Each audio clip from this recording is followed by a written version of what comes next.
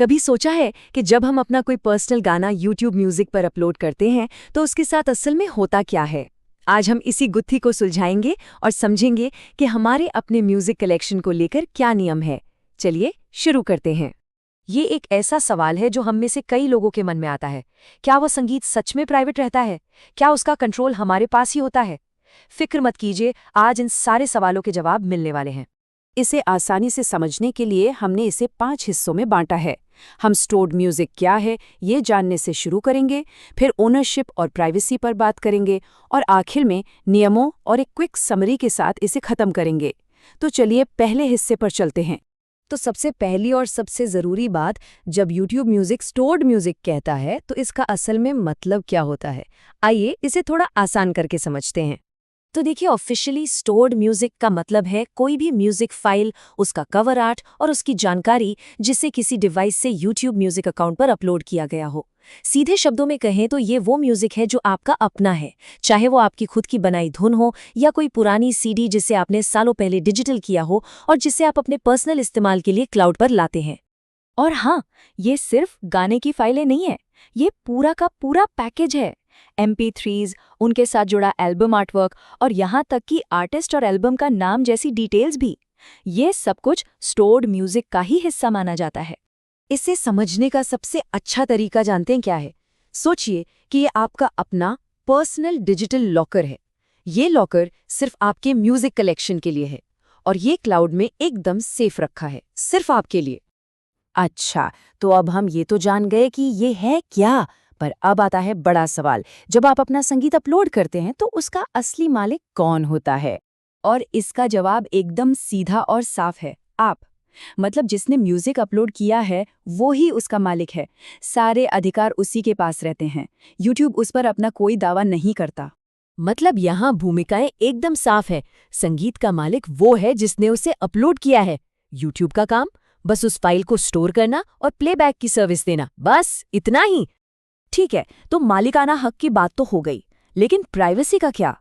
Upload किए गए संगीत को और कौन-कौन सुन सकता है? और अच्छी खबर यह है कि ये पूरी तरह से प्राइवेट रहता है।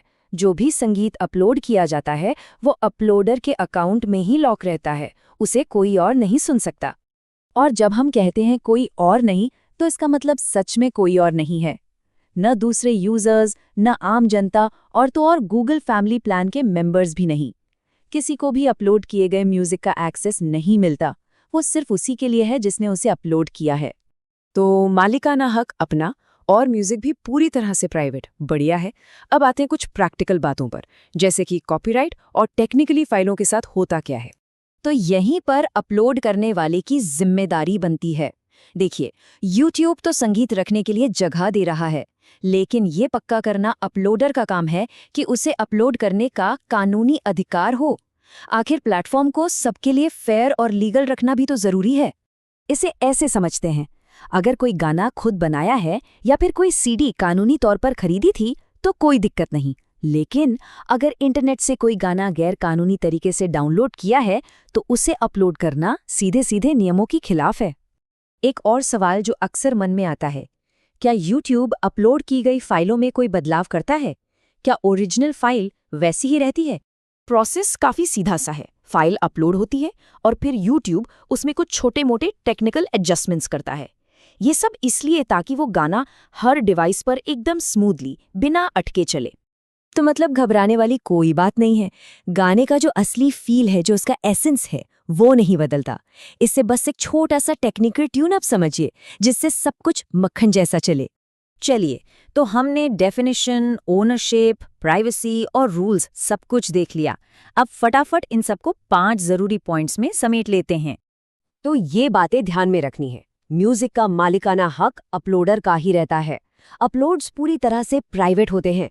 YouTube उसे किसी से शेयर नहीं करेगा। कॉपीराइट की जिम्मेदारी अपलोडर की है। और हाँ, बेहतर प्लेबैक के लिए फाइल्स को ऑप्टिमाइज किया जा सकता है। बस इतना ही सिंपल है। तो अब जब सब कुछ साफ है कि संगीत सेफ है, प्राइवेट है और कंट्रोल में है, तो सवाल ये उठता है कि इस पर्सनल म्यूजिक लाइब्रेरी में सबसे पहले क्या जाएगा? ऐसा कौन सा रेयर ट्रैक या कोई अपनी बनाई हुई धुन है जो इस डिजिटल लॉकर में अपनी जगह बनाने का इंतजार कर रही है? सोचने वाली बात है ना?